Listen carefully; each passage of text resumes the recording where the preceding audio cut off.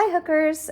Okay, this is a video about how to seam granny squares and how to block them if you need to.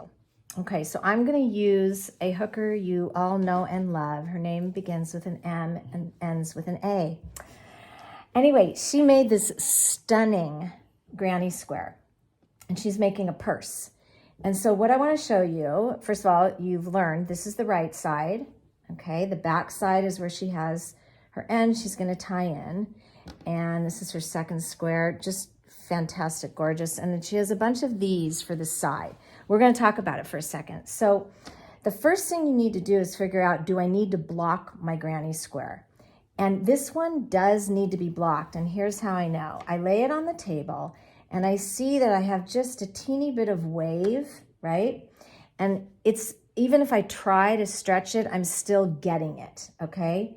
So what's going to happen is when I block it, it's going to end up making this granny square very soft and even, and it's actually going to look a lot like this one, where it's just flat and soft. And I say soft because by blocking it and putting it in water, we're going to bring out the natural fibers of the yarn.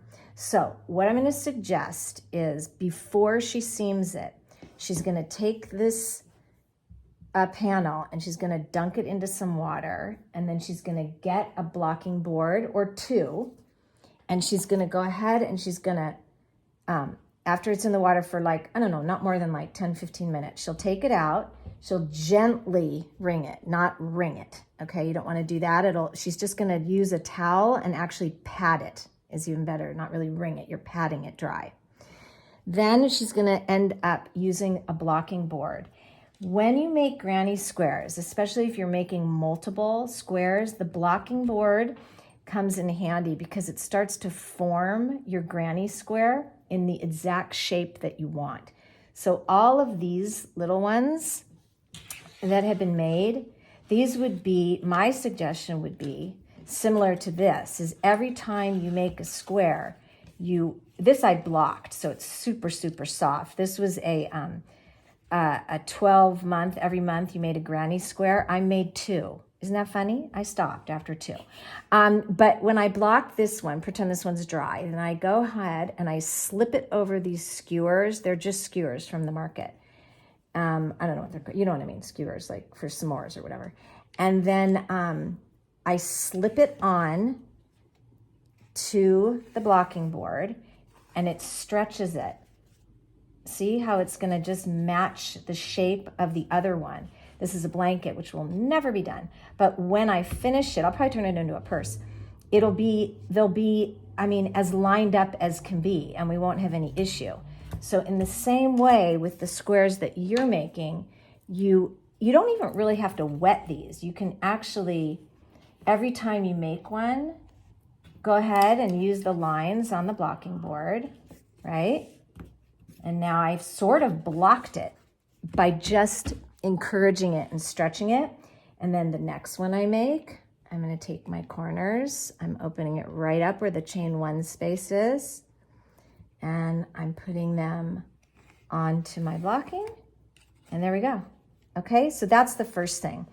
I would suggest, probably if you've used a single strand of yarn, not a double, that you're going to go ahead and block them. Okay, so that's your blocking. Now you can get the blocking from Amazon, the blocking board, or Michael's, or I don't know if Joann's carries it. I know a couple of you. Did I say hi hookers when we started? Yeah. Oh, I did. Okay. I know a couple of you hookers have these boards, so maybe you can share where you got them. Okay, so now we're going to do a quick lesson. Pause 1 sec. I also want to show you, if you want a sturdier square, what I mean by that is you don't want to line it, because I know what you can do is double your yarn, and you're going to get, see how this has a little bit more firmness to it. These are single, right? It's just a single piece of yarn. So don't hesitate to do that. And this, bless you, this you wouldn't block because you don't have to, because it's holding its shape. And bless you again. Okay, so back to how we're going to seam. I'm going to show you 3 kinds. The first kind is a sewing seam. I take a piece of yarn. I would probably seam this in the same color, in the pink, but Bless you, maybe. But for the sake of the video, I want you guys to get a really good view of what it looks like. So I'm going to use this bright yarn. Okay, so the sewing method is I take a piece of string yarn. You can actually use embroidery string also. How much do you cut? What a little trick is, you cut half the length of your arm and then full arm length. And that just is like a sewing trick, so you don't cut too much.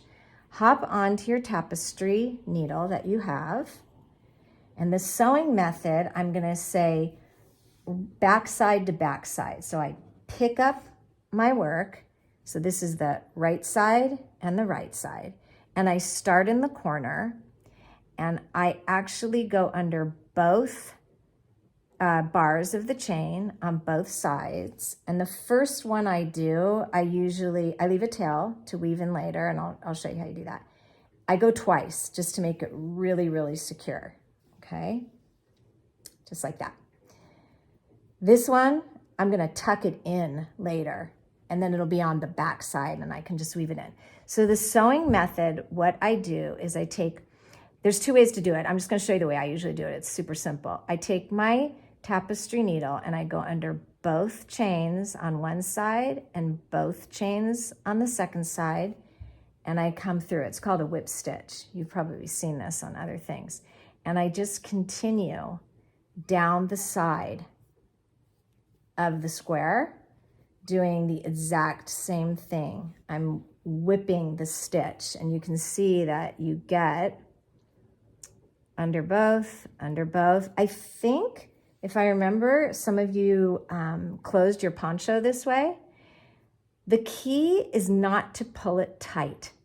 When you pull it tight, two things happen. One, it doesn't look good. And two, it ends up actually being uneven. So I'm just going kind of loose, and I'm going down the side of the square, and I'm catching two on one side and two on the other. And I don't have to do the whole square to show you, but you can see this nice seam that I'm gonna get. And you can imagine that that would be super cute in the pink, because you'd hardly really see it, okay? While we're here, I'm gonna take this out to show you the next way you can seam it. When you're seaming granny squares together for a purse, let's say, your sides and your bottom, if you've done that method, has to be the same length as your main panel. So I'm going to use this sample here of these ones that are going to be blocked. We'll go back to seaming in just one sec. And I just want to make sure you hookers understand that that's the right side and the right side. Okay, so when we get ready to, let's say, the bottom of the bag, okay, we're gonna seam these 3 squares on one side of the panel and then on the other.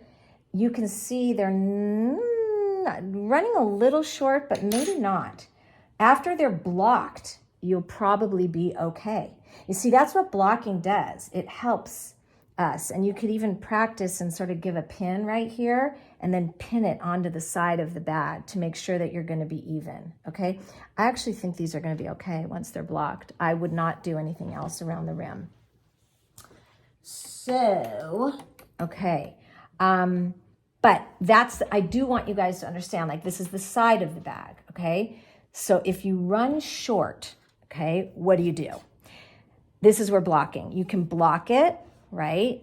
Or you can put another row onto this to make it a little bit bigger, and that way it won't be short. You'll end up the right side, okay? And there we go. Okay, now let me show you another way you can seam. Another way, okay. Another way that you can seam is, again, with your tapestry. Let me show you this way, is with a hook, okay? Actually, I'll just do this in the same color so you get that visual too. So this one is, what I'm gonna do is I'm gonna start in the corner, okay? And I'm gonna start by going through both. Again, I'm backside to backside. Okay, forget that light for now. You try to be fancy, and that's what happens. Okay, backside to backside. So what I'm gonna do is I'm gonna put my hook in first into the corners. Then I'm gonna drape my yarn over, kind of like we do when we're starting a new round in a new color. And I'm gonna slip it through, and I'm gonna go ahead and make a first single crochet in the corner, okay? Then what I'm gonna do is I'm gonna single crochet all the way down. And again, I'm taking both on one side and both, meaning both bars on the other. I'm coming up, wrap, and single crochet. And you'll notice that pretty soon, like right now, I'm getting to our chain one space. And what I do when I get to the chain one space is I actually single crochet right into it. So I went under it. And probably because this is kind of loose, I'll make 2 single crochets right into that chain one space. If you've crocheted this tighter, you'll only need to make 1.